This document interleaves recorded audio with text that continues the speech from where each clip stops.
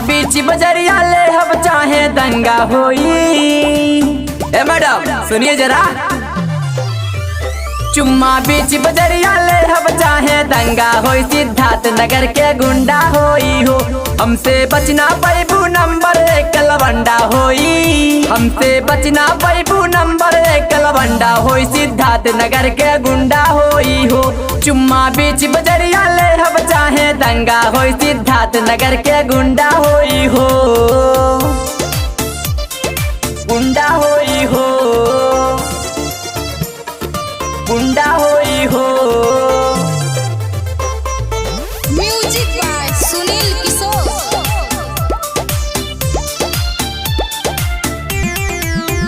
डोरी खोल के जे तू चलबू, मुस्की मार के जे राजरबू।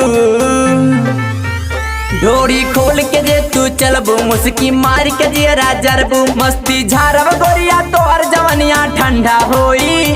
मस्ती झारब गोरिया तोहर जवनिया ठंडा होई। सिद्धार्थ नगर के गुंडा होई हो, चुम्मा बीच बजरिया ले हम चाहे दंगा होई। सिद्धार्थ नगर के गुंडा होई हो, गुंडा होई हो, गुंडा होई हो।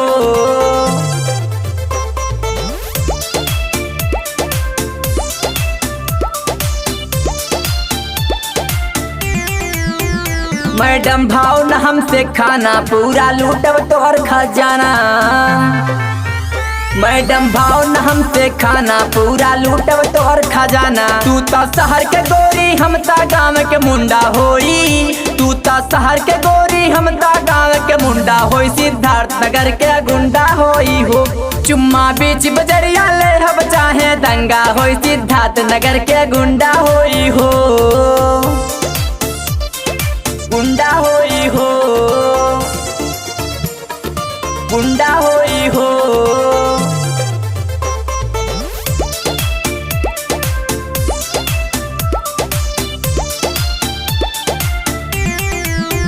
ले कनिया तोहे उठाई, केहू रोकी न हमके पाई।